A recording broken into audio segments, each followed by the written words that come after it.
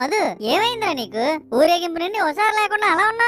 ఏం లేదురా మహేష్, ఏంటో చెప్పు. అదేరా, అన్నదానం చేద్దాం అనుకున్నాం కదా, డబ్బులు ఎలా అని. నువ్వేం కంగారు పడకరా మహేష్, మనం అన్నదానం గ్రాండ్ గా చేస్తాం. అన్నిటికీ ఆ వినాయకుడే ఉన్నాడు. దేవుడు ఉన్నాడు కానీ డబ్బులే లేవు. ఒరే బల్లి, మనం పందిరి పెడదాం అనుకున్నాం, మన దగ్గర పైసా కూడా లేదు. అయినా చూడు ఎంత బాగా చేసాం. ఇప్పుడు కూడా అంతేరా, వీధులన్నీ తిరిగైనా సరే వేడిగా అన్నం పెడదాం. నీళ్ళల్లో మునిగిన దగ్గర నుంచి ఇడికి నిత్యానంద పూర్ణట్టున్నాడు. మంచి మోటివేషన్లు ఇస్తాడు. మోటివేషన్ కి మోటా అక్కర్లేదురా మహేష్, మజ్జిగ తాగి కూడా మాట్లాడచ్చు. అయ్యి బాబోయ్, నాకు బీపీ తెప్పించేస్తున్నాడు. సర్లేరా, ముందు అన్నదానం సంగతి చూద్దాం పద. సరే సరే పదండి, అందరిని అడుక్కుందాం. జై గణేశ.